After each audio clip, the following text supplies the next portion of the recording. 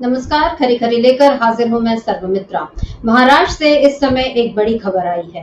ये बड़ी खबर चुनाव को लेकर नहीं है, लेकिन चुनाव से पहले होने वाली किसी साजिश की ओर इशारा कर रही है। जी हां, शरद पवार जो कि एनसीपी के मुखिया हैं, बड़े नेता हैं देश के, उन्होंने ये कहा है कि मुझे जो Z+ सिक्योरिटी दी गई है उसके पीछे मकसद शायद मेरी जासूसी करवाना हो सकता है। आपको बता दूं कि अभी हाल ही में केंद्र सरकार ने शरद पवार, मोहन भागवत और अमित शाह, इन 3 लोगों को Z+ सिक्योरिटी मुहैया कराई है। अमित शाह देश के गृह मंत्री हैं, जाहिर है उन पर कई तरह के खतरे हैं और उनकी अच्छी सुरक्षा होनी चाहिए। मोहन भागवत संघ के प्रमुख हैं, इस नाते बीजेपी ने शायद उनको Z+ सिक्योरिटी मुहैया कराई है। लेकिन शरद पवार को Z+ सिक्योरिटी मुहैया कराने के पीछे कारण ये बताया गया कि आरक्षण को लेकर मराठा और ओबीसी समुदाय के बीच में जो कुछ तनाव है उसको लेकर शायद शरद पवार की सुरक्षा को कोई खतरा है और इस वजह से Z+ सिक्योरिटी उनको दी गई है। शरद पवार लेकिन इस सिक्योरिटी से खुश नहीं है। उनका ये मानना है कि ये सिक्योरिटी उन्हें चुनाव के पहले इसलिए दी गई है ताकि मुझ पर नजर रखी जा सके, मेरी जासूसी की जा सके। ये एक बेहद गंभीर आरोप है मोदी सरकार पर और मोदी जी का ये ट्रैक रिकॉर्ड भी बताता है कि जासूसी के मामले में उन पर पहले भी कई आरोप लग चुके हैं। जब वो गुजरात के मुख्यमंत्री थे तब, और जब वो देश के प्रधानमंत्री बने तब भी पेगासस जैसे कई मामले ऐसे उठे जिसमें ये कहा गया कि मोदी सरकार किसी न किसी तरह अपने विरोधियों पर नजर रखने का बहाना कोई न कोई तलाश ही लेती है। और इस समय महाराष्ट्र से ये जो खबर आई है जिसके बारे में अभी हम चर्चा कर रहे हैं, शरद पवार ने जो आरोप लगाया है, यह आरोप भी इस चुनावी मौसम में बीजेपी के लिए काफी मुश्किल खड़ी कर सकता है। हालांकि बीजेपी अभी मुश्किलों से बचने के लिए ऐसा लग रहा है कि रेत में जैसे शुतुरमुर्ग अपना सिर घुसा लेता है, वैसे बीजेपी भी सिर घुसाए हुए है। अभी तक महाराष्ट्र में चुनाव का ऐलान नहीं हुआ है। कायदे से हरियाणा और महाराष्ट्र के चुनाव जो है वो एक साथ हो जाने चाहिए थे, लेकिन अभी पिछले दिनों यानी 16 अगस्त को जब चुनाव आयोग ने ये घोषणा की कि चुनाव होंगे 2 राज्यों में, तो उनमें एक राज्य था हरियाणा और दूसरा राज्य था जम्मू कश्मीर। उसमें तीसरे राज्य झारखंड और चौथे राज्य महाराष्ट्र का नाम नहीं था। अब खबर यह है कि झारखंड भी चुनाव आयोग की टीम जाने वाली है, यानी वहां भी चुनाव की घोषणा हो सकता है आने वाले दिनों में हो जाए। लेकिन महाराष्ट्र में चुनाव कराने की हिम्मत बीजेपी शायद इसलिए नहीं कर रही है क्योंकि उसे पता है कि महाराष्ट्र में उसकी हालत कितनी कमजोर है। बेशक अभी महायुति की सरकार है, यानी भाजपा के नेतृत्व वाली, जिसमें एकनाथ शिंदे मुख्यमंत्री हैं, देवेंद्र फडणवीस उप मुख्यमंत्री हैं और तीसरे घटक हैं अजित पवार। इन तीनों के सहयोग से जो सरकार चल रही है महायुति, उसके बारे में इस समय खबर यही है कि वहां हालत बहुत खराब है। लोगों का भरोसा सरकार से उठता जा रहा है और खासकर जब बदलापुर जैसी घटनाएं हो गई हैं उसके बाद तो लोगों का भरोसा और भी उठ गया है। अभी कल ही यानी आने वाले कल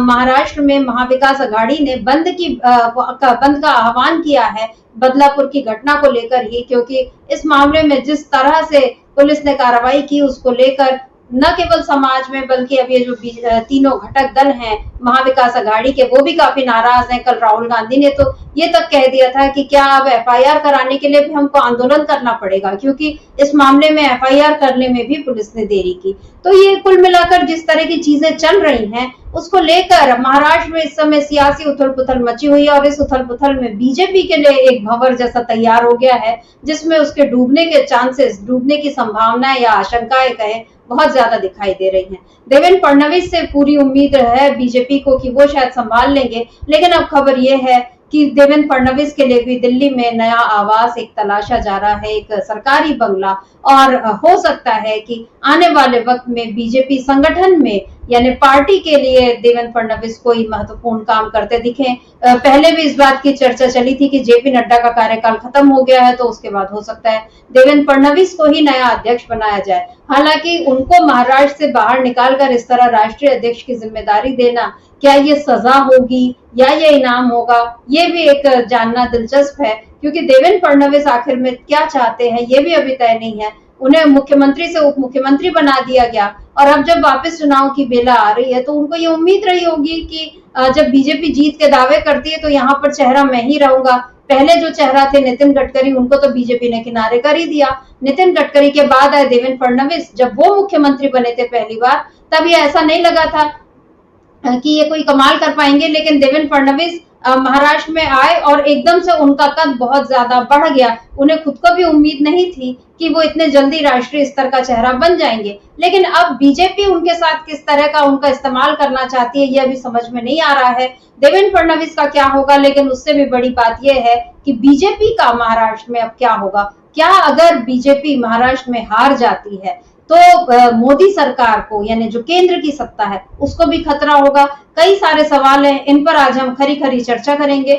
हमारे साथ मौजूद है अमलेंदु उपाध्याय जी। अमलेंदु जी नमस्कार। अभी अमलेंदु जी, शरद पवार ने ये जो आरोप लगाया है, मतलब बहुत गंभीर आरोप कहना चाहिए, क्योंकि चुनाव की घोषणा नहीं करवा रही सरकार, और उसके पहले एनसीपी के नेता जो कि एक तरह से विरोधी, मतलब राइवल पार्टी के हैं, और वो अगर ये कह रहे हैं कि अचानक मोदी सरकार इतनी मेहरबान क्यों हो गई है कि उनको Z+ सिक्योरिटी देगी, क्योंकि खुद शरद पवार ने तो ऐसी कोई सिक्योरिटी मांगी नहीं कि मुझे खतरा है, या जो यहाँ पर चल रहा है माहौल उसमें मुझे जान को खतरा है। वो तो खतरों से जूझने वाले खिलाड़ी हैं, और 80 पार की उम्र में भी किस जज्बे के साथ काम कर रहे हैं ये लोग देख रहे हैं। अभी भी मतलब महाराष्ट्र में जिस तरह से महाविकास अघाड़ी बनी, उसके जो क्रिएटर थे, रचयिता थे, वो तो शरद पवार ही थे। उनके बिना तो ये संभव ही नहीं था। तो क्या वाकई शरद पवार के इस आरोप में बीजेपी फंस सकती है कि बीजेपी उनकी साजिश करा, मतलब उनको उनकी जासूसी करा रही है और इसीलिए उनको Z+ सिक्योरिटी दी गई है? ये किसी किस्म की साजिश है? अमलेंदु जी क्या कहेंगे? देखिए सुमित्रा जी, इस तरीके की साजिशों के आरोप पहले भी लगते रहे हैं, और आपने जो अपनी भूमिका में अभी बताया कि मोदी जी चाहे गुजरात में मुख्यमंत्री रहे हों उस समय भी, और जब 10 सालों से पिछले प्रधानमंत्री देश के, तब भी जासूसी के बहुत से आरोप सरकार के ऊपर, ख़ासतौर से जहां मोदी सरकार है उसके ऊपर ये आरोप लगते रहे।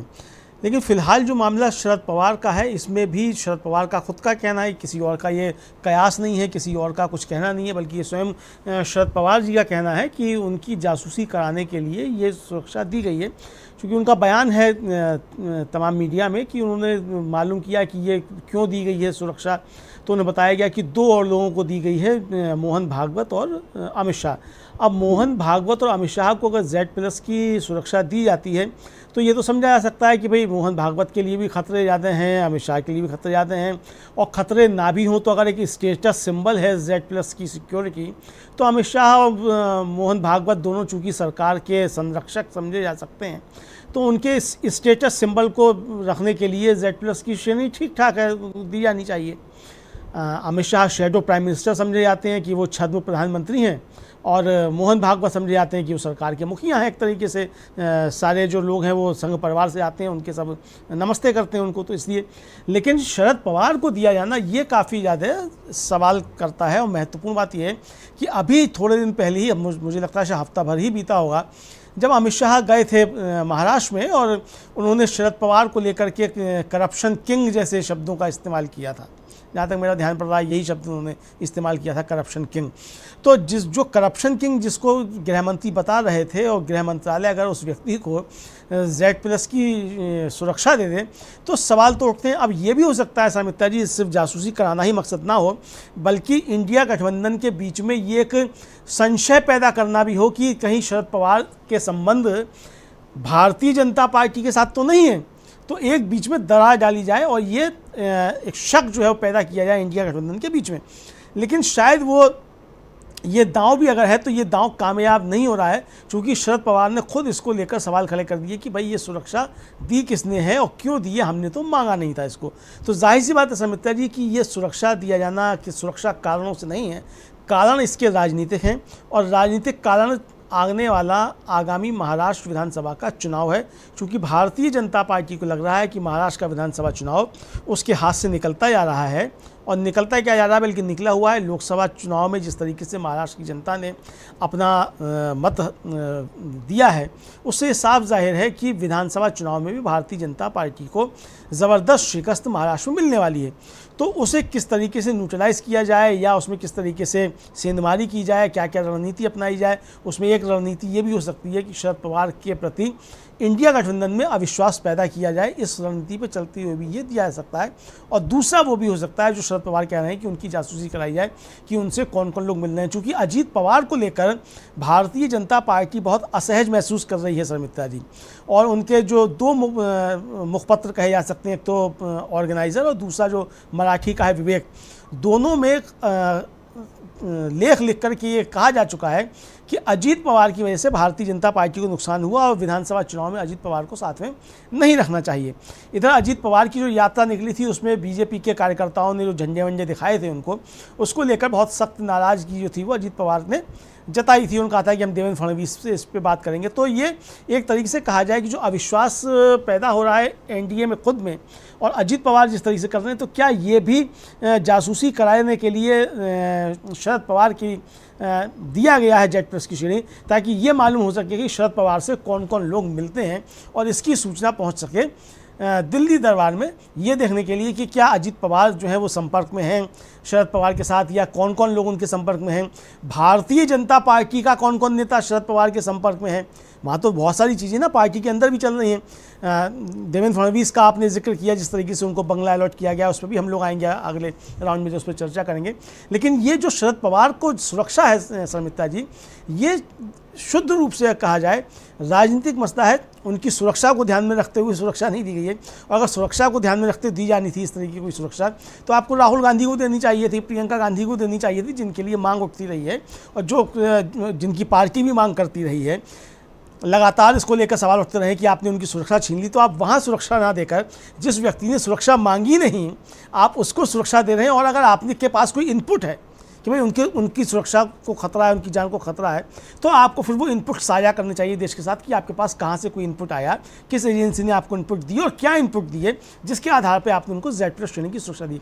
Z+ श्रेणी की सुरक्षा का मतलब ही शर्मिष्ठा जी ये है कि कोई बड़ी दुर्घटना होने की आशंका है और लंबे समय तक उसकी आशंकाएँ बनी रहेंगी, शरद पवार की जान को ज़्यादा खतरा है, तभी ये दिया गया है। तो अगर ऐसा है तो फिर आपको वो इनपुट, अगर आप देश के साथ भी साझा नहीं करना चाहते हैं, तो कम से कम उनकी पार्टी के साथ, शरद पवार के साथ, उनकी बेटी के साथ, उनके साथ तो आप ये इनपुट साझा कीजिए कि आपको ये सुरक्षा क्यों दी जा रही है। ये इनपुट कोई भी साझा नहीं किए गए, तो इसलिए ये शुद्ध रूप से राजनीतिक मसला है और ये दोनों तरह की रणनीति हो सकती है। एक तो अविश्वास प्रस्ताव, अविश्वास का वातावरण इंडिया गठबंधन में शरद पवार को लेकर के पैदा किया जाए, और दूसरा जो शरद पवार खुद कह रहे हैं कि उनकी जासूसी कराने के लिए ये सुरक्षा दी गई है शर्मिष्ठा जी। जी जी बिल्कुल, क्योंकि शरद पवार ने तो खुद ये कह दिया है कि मुझे नहीं पता था कि मुझे सुरक्षा क्यों दी गई, और जब उन्होंने पूछा तो उनको 2 और लोगों के नाम भी पता चले। बड़ी अजीब सी बात लगती है, क्योंकि शरद पवार ऐसा भी नहीं है कि किसी वो ऐसे पद पर हैं जहां पर उनको लगातार,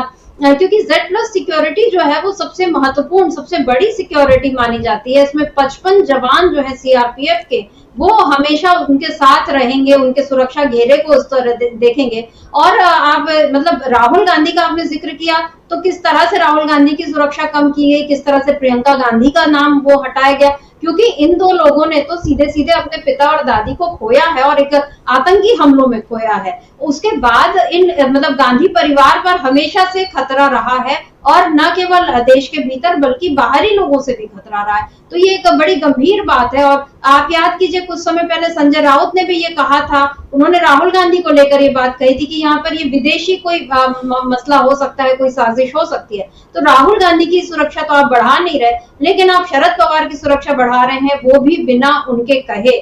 तो यहाँ कहीं ना कहीं दाल में कुछ काला दिख रहा है। और दूसरा पॉइंट आपने जो उठाया अमलेंदु जी, कि वो इंडिया गठबंधन में अविश्वास पैदा करना चाहते हैं, तो ये भी बिल्कुल सही बात है, क्योंकि बीजेपी शुरू से ये कोशिश करती रही कि वो पहले किसी तरह उद्धव ठाकरे को ट्रिगर करे, उनको उकसाए कि भाई आप इससे अलग हो जाओ। पहले उनको हिंदुत्व के नाम पर चुनौती दी गई, उनको उनके पिता की याद दिलाई गई कि बाल ठाकरे आज होते तो आपको लेकर, या आपका DNA उनसे मैच नहीं करता, और पता नहीं क्या क्या नहीं कहा गया उद्धव ठाकरे को। अभी उद्धव ठाकरे जिस तरह मतलब अभी राजीव गांधी के जयंती पर जो एक कार्यक्रम हुआ था, उसमें उद्धव ठाकरे को लेकर कहा गया कि वो कांग्रेस में शामिल हो रहे हैं। इस तरह की तमाम बातें सोशल मीडिया पर फैलाई गई।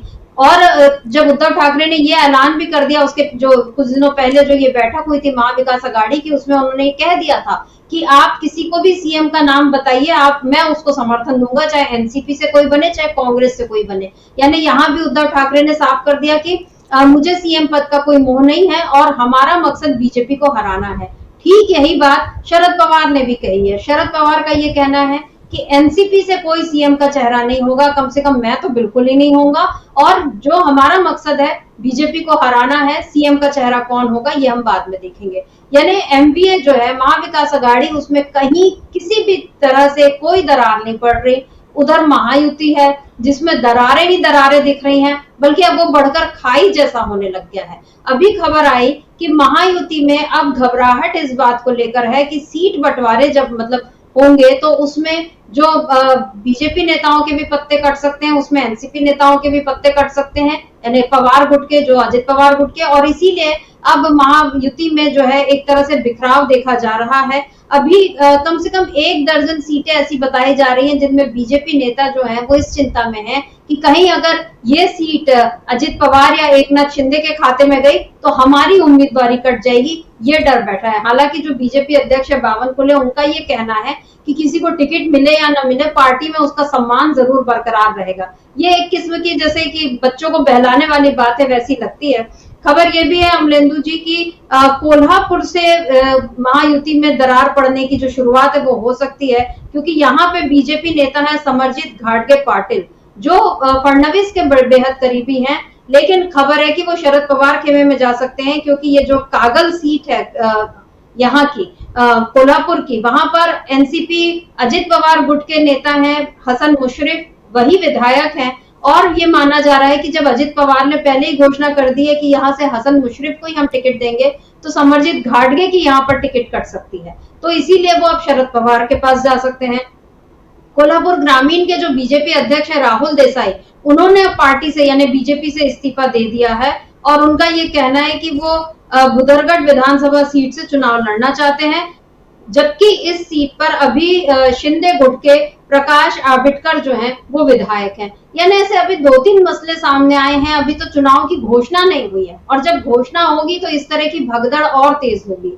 और तीसरा जो सवाल ये है कि आखिर बीजेपी अपने इन नेताओं को जो उम्मीद लगाए बैठे हैं कि हमको टिकट मिलेगी, उनकी टिकट अगर पवार गुट के कारण कटती है या शिंदे गुट के कारण कटती है, तो वो क्यों फिर बीजेपी के साथ बने रहेंगे? और बीजेपी क्या केवल उनको कि नहीं नहीं आपका सम्मान हम करेंगे, क्या इस नाते वो बने रहेंगे बीजेपी के साथ? ये एक बड़ा सवाल है। दूसरी बात ये है कि अजित पवार को लेकर जिस तरह की नाराजगी जिसका जिक्र अभी आपने किया कि वहां पर बीजेपी के तो लोग पहले ही नाराज हैं, जो टॉप के लोग हैं, जो उन्होंने पत्रिका में मतलब संघ के लोग भी नाराज हैं कि अजित पवार को क्यों साथ लिया गया। अब अगर चुनाव होंगे, लोकसभा चुनाव में तो ये हश्र हमने देखा ही है कि जहां पर पवार गुट के लोग थे वहां पर साथ नहीं मिला बीजेपी का। क्या विधानसभा चुनाव में भी ऐसा हुआ? अगर ऐसा होता है तो फिर क्या बीजेपी अपना बोरिया बिस्तर महाराष्ट्र से समेटने की तैयारी कर लेगी? अमलेंदु जी, देखिए समिता जी, वो तैयारियां तो भारतीय जनता पार्टी कर चुकी है वहाँ से बोरिया बिस्तर समेटने की। बस अब तैयारियां इसकी हैं कि बोरिया बिस्तर समेटने के बाद इसकी जिम्मेदारी किसके ऊपर डाली जाए कि बोरिया बिस्तर किसकी वजह से सिमटा है। देखिए, देवेंद्र फडणवीस ने एक बड़ा कहा जाए कि बहुत श्रूड मूव जो था वो चला था। 4 जून 2024 के परिणाम के बाद जब लोकसभा के परिणाम आए, उन्होंने सबसे पहले अपने इस्तीफे की पेशकश कर दी कि मैं इस्तीफ़ा देने को तैयार हूँ इसकी जिम्मेदारी लेते हुए। ये समझा गया उस समय समिता जी कि देवेंद्र फडणवीस ने ये सीधा सीधा दबाव जो है वो अमित शाह और नरेंद्र मोदी के ऊपर बनाया है कि हार की जिम्मेदारी आपको लेनी चाहिए, चूँकि गारंटी मोदी जी की थी 400 पार करने की, किसी और की गारंटी नहीं थी, तो हार हुई है तो जिम्मेदारी नरेंद्र मोदी की या फिर जो उनके शैडो नरेंद्र मोदी यानी अमित शाह हैं उनकी होनी चाहिए, और इन दोनों को जिम्मेदारी लेते हुए इस्तीफे दे देने चाहिए, मतलब कि इनको प्रधानमंत्री नहीं बनना चाहिए। ये समझा गया। सत्ता के गलियारों में इस तरीके के जो थे वो कयास लगाए गए कि देवेंद्र फडणवीस ने ये दबाव इसलिए बनाया है। अब जो महाराष्ट्र में बीजेपी में चल रहा है समिता जी, वो काफ़ी ज़्यादा देखने लायक है। जो महायुति में चल रहा है वो तो है ही, लेकिन बीजेपी के अंदर जो चल रहा है वो काफ़ी ज़्यादा महत्वपूर्ण है। अभी मुझे लगता है कि हफ्ता या 1.5 हफ्ता हुआ है, भारतीय जनता पार्टी की महाराष्ट्र के बड़े नेताओं की एक बैठक हुई, और उसमें केंद्र से 2 मंत्री पहुँचे और विनोद तावड़े जो वहाँ के महासचिव हैं वो थे। मीडिया में जो खबरें आई हैं उसके मुताबिक उस बैठक में ये तय किया गया कि भारतीय जनता पार्टी का नेतृत्व विधानसभा चुनाव में देवेंद्र फडणवीस करेंगे, टिकट बंटवारा देवेंद्र फडणवीस करेंगे, सहयोगी दलों से बातचीत और सीट शेयरिंग देवेंद्र फडणवीस करेंगे, दिल्ली का इसमें कोई दखल नहीं होगा। ये कौन तय कर रहा है? महाराष्ट्र की इकाई तय कर रही है, भारतीय जनता पार्टी की। और इधर तैयारियां क्या चल रही हैं? आज ही हम लोगों का अखबार जो देशबंधु है उसने अपनी प्रमुख खबर छापी है, बॉटम खबर है हमारे लोगों की फ्रंट पेज की, कि देवेंद्र फडणवीस को दिल्ली में बंगला आवंटित कर दिया गया है। जो बंगला जिस टाइप का आवंटित किया गया है वो राष्ट्रीय नेताओं को मिलता है। यानी देवेंद्र फडणवीस को दिल्ली लाने की तैयारी मोदी शाह की तरफ से शुरू हो गई है। तो अब ये तैयारी क्या उनको महाराष्ट्र से बेदखल करके दिल्ली लाने की तैयारी है कि महाराष्ट्र से देवेंद्र फडणवीस को बेदखल किया जाए? चूँकि देवेंद्र फडणवीस, ये चर्चा है, आम चर्चा है कि जब देवेंद्र फडणवीस को उप मुख्यमंत्री बनने के लिए कहा गया, जिस दिन एकनाथ शिंदे मुख्यमंत्री बन रहे थे, तो उसी तरीके से उनका रिएक्शन था, बहुत तीखा रिएक्शन देवेंद्र फडणवीस का था कि ये तो मेरा 12वीं के बाद इंटर करा दिया गया, ये उनका एक तरीके से रिएक्शन था। और जिस तरीके से पर्चियाँ निकल रही हैं, जैसे हम लोगों ने देखा कि राजस्थान के मुख्यमंत्री का जिस समय घोषणा की गई तो वसुंधरा राजे सिंधिया के हाथ से पर्ची निकलवाई गई, और वसुंधरा राजे सिंधिया जो थी वो नाम देख करके चौंक गई एकदम से, और वो वीडियो बहुत वायरल हुआ। वो चौंक के एकदम से राजनाथ सिंह की तरफ देख रही हैं और राजनाथ सिंह मुस्कुरा रहे हैं कि हाँ ऐसा ही होता है यहाँ। तो देवेंद्र फडणवीस का भी उस समय उसी तरीके का रिएक्शन था, और बाद में देवेंद्र फडणवीस उसको दिल में जो थे वो छिपा कर रखे रहे। अभी जो देवेंद्र फडणवीस का एक और बयान आया कि जो जरांगे पाटिल हैं, जो वहाँ मराठा आरक्षण को लेकर के आंदोलन कर रहे हैं, उन्होंने जब ये बयान दिया कि उनसे एकनाथ शिंदे ने कहा कि देवेंद्र फडणवीस जो है उसका विरोध कर रहे हैं, इस पर देवेंद्र फडणवीस ने कहा कि अगर एकनाथ शिंदे ये कह देंगे सार्वजनिक तौर पे तो मैं राजनीति से संन्यास ले लूँगा। यानी कि उन्होंने एक कठिन परिस्थिति पैदा कर दी एकनाथ शिंदे के सामने।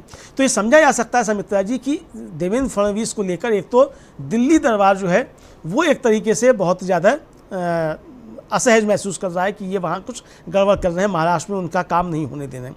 इधर नितिन गडकरी के साथ भी उनके बहुत संघर्ष सुनने को मिलते हैं कि देवेंद्र फडणवीस के ठीक ठाक संबंध नहीं है। हालांकि वो आरएसएस के बहुत नज़दीकी बताए जाते हैं कि आरएसएस के बहुत नज़दीकी हैं, लेकिन आरएसएस के नज़दीकी होने के बावजूद अगर देवेंद्र फडणवीस वहाँ भारतीय जनता पार्टी की राजनीति में कुछ रोड़ा बन रहे हैं और एकनाथ शिंदे जिस तरीके से दबाव बना रहे हैं कि अभी आप पहले तय कर लीजिए किसको कितनी सीटों पर लड़ना है और मुख्यमंत्री का चेहरा कौन होगा, इसको लेकर जिस तरीके से अपनी प्रतिक्रिया जाहिर कर रहे हैं बार बार एकनाथ शिंदे, उससे ये साफ समझा जा रहा है कि एकनाथ शिंदे ये दबाव बनाने की कोशिश कर रहे हैं कि महाराष्ट्र के विधानसभा चुनाव से पहले एकनाथ शिंदे को मुख्यमंत्री पद का दावेदार घोषित कर दे। भारतीय जनता पार्टी की महायुति के दावेदार ये हैं। अब देवेंद्र फडणवीस या तो इस पर हामी भरें, और इस पर हामी नहीं भरते हैं तो दिल्ली जाएं। दो में से एक रास्ते देवेंद्र फडणवीस के सामने बचते हैं। अब ये देवेंद्र फडणवीस और मोदी शाह के बीच जो चल रहा है चूहे बिल्ली का खेल सुमित्रा जी, या सांप सीढ़ी का खेल, जिसको जो भी जिस तरीके से समझना चाहे, जो भी खेल जो खेलता हो उसको देख करके, उससे ये साफ समझा जा सकता है कि देवेंद्र फडणवीस एक तो मोदी शाह की आंखों में खटक रहे हैं, दूसरा देवेंद्र फडणवीस महाराष्ट्र छोड़ना नहीं चाहते हैं। चूँकि जब बंगला आवंटित हुआ है सुमित्रा जी, तो जाहिर सी बात है कि बंगला आवंटित होने की प्रक्रिया एक दिन में नहीं हो गई होगी। कम से कम जो सरकारी कामकाज का तरीका होता है, कम से कम 10 से 15 दिन इसमें लगे होंगे कम से कम, वरना तो ये 2-2 महीने से ज़्यादा लग जाते हैं। तमाम सांसद जो हैं अभी उनको बंगले आवंटित नहीं हो पाए हैं, और यहाँ देवेंद्र फडणवीस को जो बंगला आवंटित हो जा रहा है, जबकि वो दिल्ली में कुछ है भी नहीं, उप मुख्यमंत्री हैं वहाँ के महाराष्ट्र के। तो यहाँ अगर उनको बंगला आवंटित हो रहा है और अचानक से हो रहा है, इसका मतलब ये खेल पहले से चल रहा है, और शायद देवेंद्र फडणवीस को ये भनक लग गई है कि उनको दिल्ली खींचने की तैयारी हो रही है, महाराष्ट्र से उनको बेदखल किया जा रहा है। इसीलिए महाराष्ट्र की बीजेपी की बैठक में ये प्रस्ताव पारित कराया गया कि चुनाव भारतीय जनता पार्टी देवेंद्र फडणवीस के नेतृत्व में लड़ेगी, और सहयोगी दलों से टिकट बंटवारे की बातचीत, सीट शेयरिंग की बातचीत, वो सारा देवेंद्र फडणवीस करेंगे। ये वहाँ प्रस्ताव पारित कराया गया। इसका मतलब सुमित्रा जी कि मोदी शाह की पकड़ अब राज्यों पर ढीली पड़ती जा रही है।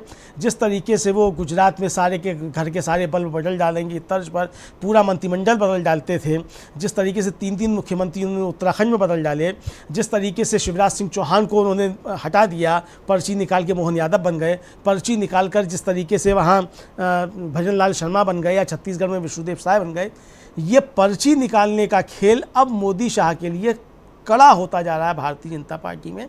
इसको इस तरीके से भी समझा जा सकता है। बाकी क्या होगा, देवेंद्र फडणवीस ने सहमति दे दी है कि नहीं दे दी है, बीच का कोई रास्ता निकाला गया है, ये आने वाले समय में तय हो जाएगा। और भारतीय जनता पार्टी महाराष्ट्र में अभी चुनाव में जाने से बच रही है। जैसा कि आपने अपनी शुरुआती उसमें प्रस्तावना में कहा था कि खबरें ये है कि चुनाव आयोग की टीम झारखंड तो जा रही है, जबकि वहाँ जनवरी का चुनाव प्रस्तावित है, जनवरी तक का समय है, तो वहाँ अभी अगले महीने जा रही है चुनाव आयोग की टीम। लेकिन महाराष्ट्र जाने का अभी तक कोई कार्यक्रम चुनाव आयोग का नहीं आया है। और राजीव कुमार साहब तो जो है वो जनवरी तक का टास्क दे चुके हैं कि अभी दीपावली है और धान की कटाई है और जाने क्या क्या बता चुके, कौन कौन से त्यौहार हैं, उसकी वजह से महाराष्ट्र में अभी चुनाव नहीं कराए जाएंगे। यानी वो लंबा टास्क दे चुके हैं कि 6 महीने तो कम से कम महाराष्ट्र में चुनाव नहीं होने हैं।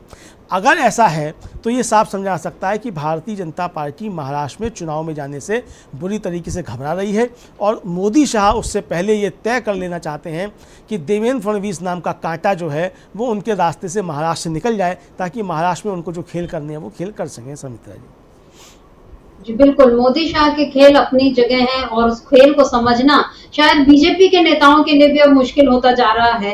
देवेंद्र फडणवीस को अगर ये भ्रम भी रहा होगा या ये खुशफहमी रही होगी कि मैं संघ का करीबी हूं और इस नाते मेरी चल जाएगी महाराष्ट्र में, या मैं जैसा चाहूंगा पार्टी में उस तरह से अपना काम करूंगा, तो उनको इस खुशफहमी को भी जल्दी दूर कर लेना चाहिए आडवाणी जी को याद करके, क्योंकि वो भी संघ के बहुत करीबी थे। लेकिन क्या हुआ उनके साथ ये हमने सबने देखा है, किस तरह से उनको एकदम किनारे कर दिया गया। कहाँ तो उनका सपना था प्रधानमंत्री बनने का, और कहाँ फिर मार्गदर्शक मंडल में बैठा के और अब एक भारत रत्न देकर एकदम चुप करा दिया गया कि आप जहां हैं वहां बने रहिए। तो बीजेपी में इसी तरह नेताओं का सम्मान होता है। इस बात को बीजेपी नेता खुद जितनी जल्दी समझ लें, क्योंकि जो अभी सामने जो कुछ दिख रहा है वही सच है, ये मानना भी सबसे बड़ी भूल हो सकती है। और महाराष्ट्र में जो खेल कर रही है बीजेपी या जो खेल कर रहे हैं मोदी शाह, क्या ये खेल उन पर भारी पड़ेगा, ये भी एक बड़ा सवाल है अमलेंदु जी। क्योंकि आपने भी बताया कि चुनाव आयोग ने तो लंबा कार्यक्रम दे दिया है, क्योंकि चुनाव आयोग ने कहा अभी बारिश है, फिर त्योहार है, फसलों की कटाई है, उसके बाद हम वो करेंगे।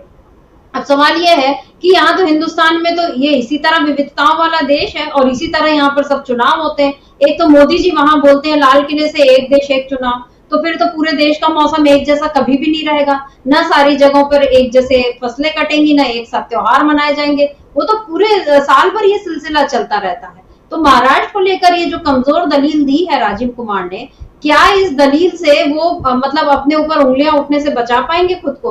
क्योंकि जब लोकसभा चुनाव हुए तब भी ये था कि हमको पता नहीं था कि इतनी गर्मी पड़ेगी, जब गर्मी में ये चुनाव हुए, तो ये बाद में वो उसका एक्सप्लेनेशन दे रहे कि हाँ हमको ये चीज का पहले से आकलन कर लेना चाहिए था। क्या अभी उनको नहीं पता कि इस देश में तो हर राज्य में कहीं ना कहीं इसी तरह से चुनाव और मतलब त्योहार चलते ही रहते हैं, फसलों की कटाई या बाकी रोपाई का सिलसिला जो है वो चलता ही रहता है। तो महाराष्ट्र में क्या इस वजह से ही बीजेपी चुनाव टलवा रही है ताकि वहां पर वो अपना ग्राउंड मजबूत कर ले?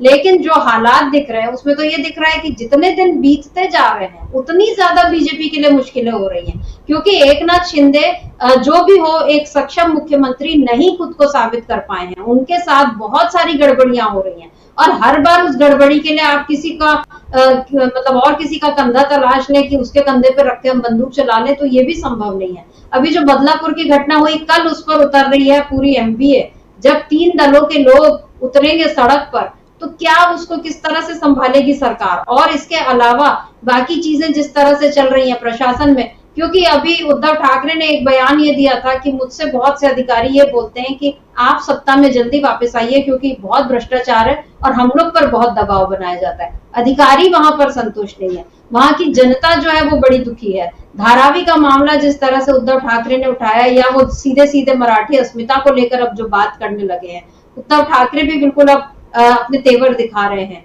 इधर शरद पवार अपने उसमें लगे हुए हैं, कांग्रेस वहां पर अब बिल्कुल नए सिरे से एकदम काम में जुट गई है। और यहाँ पर बीजेपी और शिवसेना, शिंदे गुट और अजित पवार गुट का हाल ये है कि वो आपस में अपनी जो है सहयोग जो है वो उसको किसी तरह बिठाने की कोशिश कर रहे हैं।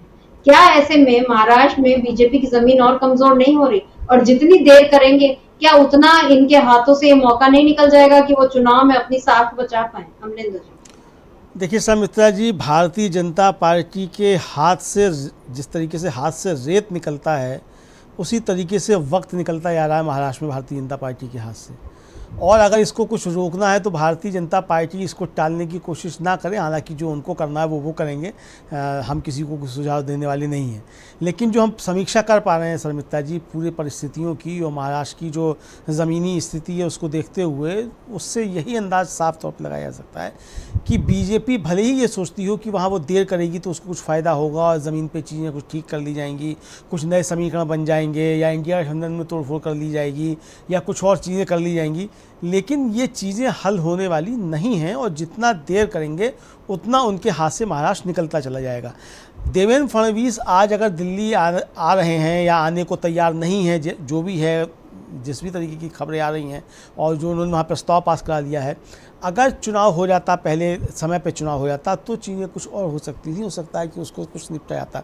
लेकिन अगर देवेंद्र फडणवीस मान लीजिए एक बार को दिल्ली आ जाते हैं और यहाँ भारतीय जनता पार्टी उनको महाराष्ट्र से बेदखल कर देती है, तो फिर सवाल ये कि फिर क्या आप एकनाथ शिंदे के चेहरे पर ही वहाँ जाएंगे चुनाव लड़ने के लिए?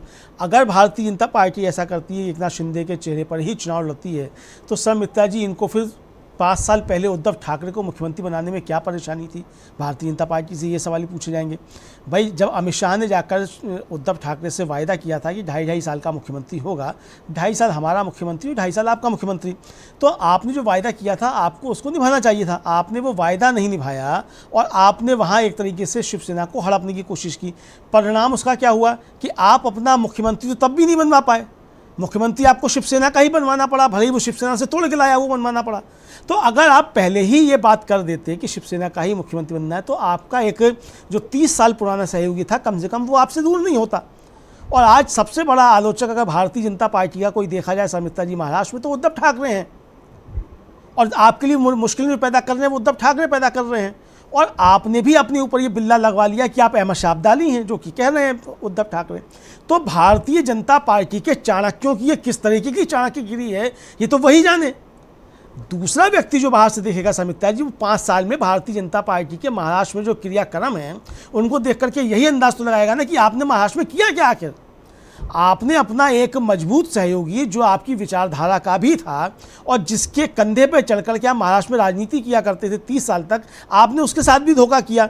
और जिसको आप लेकर के आए, अब आपको उसको जिस मतलब जो वहाँ धोखा दे करके आया, आपके साथ आया, अब आपको उसके नेतृत्व में चुनाव लड़ना पड़ रहा है। तो ये उलटबांसी भारतीय जनता पार्टी की ये किस तरीके की है, ये लोगों के सामने महाराष्ट्र में आ जाएगी। तो कुल मिलाकर शर्मिष्ठा जी, जो भारतीय जनता पार्टी महाराष्ट्र में कर रही है और जिस तरीके से देरियां कर रही है चुनाव कराने के लिए, उससे साफ समझाया जा सकता है कि बीजेपी में, महायुति में सब कुछ ठीक ठाक नहीं है। भारतीय जनता पार्टी ये बिल्कुल तय कर चुकी है कि महाराष्ट्र उसके हाथ से निकल रहा है।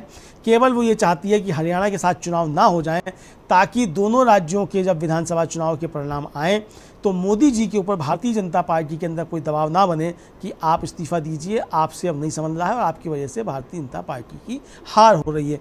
कुल मिलाकर के जो मैं समझ पा रहा हूँ वो यही एक मसला है जिसकी वजह से महाराष्ट्र में देर की जा रही है। और दूसरा कारण जो है वो ये है कि देवेंद्र फडणवीस को किस तरीके से महाराष्ट्र से अलग किया जाए और उनको दिल्ली में लाके बताया जाए, जिस तरीके से आपने भी बताया कि वहाँ कहा जा रहा है कि भाई जिनको टिकट नहीं दे पाएंगे उनका सम्मान करेंगे। तो देवेंद्र फडणवीस जी को भी वहाँ चूँकि महाराष्ट्र में राजनीति नहीं करने देनी है, तो भाई आपको हम महाराष्ट्र में राजनीति नहीं करने दे रहे हैं, आपको हम सम्मान दे रहे हैं, तो दिल्ली आ जाइए। तो अब ये दिल्ली में सम्मान जिन जिन को लेना है वो आ जाएँ। शिवराज सिंह चौहान भी दिल्ली में सम्मान ले रहे हैं, वसुंधरा राजे सिंधिया भी आकर दिल्ली में सम्मान ले लें, डॉक्टर रमन सिंह भी आकर के दिल्ली में सम्मान ले लें, और योगी आदित्यनाथ भी तैयारी कर लें दिल्ली में सम्मान लेने की। तो ये जो तैयारियां चल रही हैं दिल्ली में सम्मान देने की शर्मिष्ठा जी भारतीय जनता पार्टी में, तो ये सम्मान और अपमान क्या है ये बीजेपी जाने। बहरहाल इतना समझ में साफ तौर पे आ रहा है कि महाराष्ट्र अब भारतीय जनता पार्टी के हाथ से साफ साफ उसी तरीके से फिसलता हुआ दिखाई देता है जैसे कि मुट्ठी से रेत फिसलता हुआ दिखाई देता है। शर्मिष्ठा जी जी बिल्कुल, महाराष्ट्र में बीजेपी की इस खराब हालत की जिम्मेदार खुद बीजेपी ही और कोई नहीं है, क्योंकि शिंदे भी ये देख रहे हैं कि जो उद्धव ठाकरे के नहीं हुए वो उनके क्या होंगे। और उसके बाद देवेंद्र फडणवीस भी, क्योंकि वो एकनाथ शिंदे को फिर से मुख्यमंत्री बनाने के लिए तो वहां मेहनत करेंगे नहीं, या अजित पवार भी फिर से उप मुख्यमंत्री बनने के लिए तो वहां मेहनत करेंगे नहीं। कम से कम सभी लोगों की चाह जो है वो मुख्यमंत्री पद की रहेगी। और बीजेपी के लिए सबसे बड़ा संकट यही रहेगा कि वो किस तरह से सीएम का चेहरा तय करे। और उसके अलावा उससे भी बड़ा संकट यह है कि कैसे वो इस हालत में पहुंचे कि वो सीएम का चेहरा तय कर पाए, क्योंकि ये तो तभी हो पाएगा जब उसको जीत मिलेगी। और आज के हालात ये बता रहे हैं कि महाराष्ट्र में जीत की संभावनाएं बहुत कम है। एक जो सकाल का, जो शायद सकाल का या किसी और का, मुझे ध्यान नहीं आ रहा, सर्वे जो आया था उसमें भी यही बताया था कि जो जीत होने वाली है वो महाविकास आघाड़ी की होने वाली है। 1.5 महीने पुराना सर्वे था और तभी शायद बीजेपी ने इस चीज को समझ लिया था, इसलिए चुनाव को टाल दिया गया।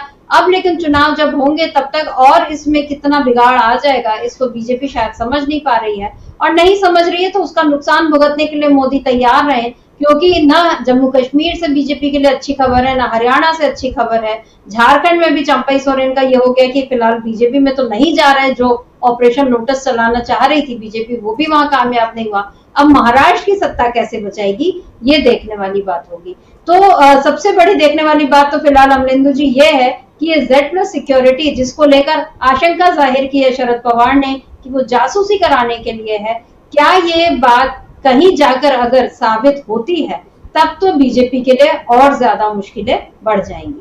तो अमलेंदु जी, आज इस चर्चा को हम यहीं रोकते हैं। आपका बहुत बहुत शुक्रिया, और शुक्रिया आप तमाम दर्शकों का जो आज आप हमारे साथ जुड़े, आपने इस चर्चा को ध्यान से सुना। आगे भी आप बने रहिए DV लाइव के साथ, देखते रहिए DV लाइव। नमस्कार।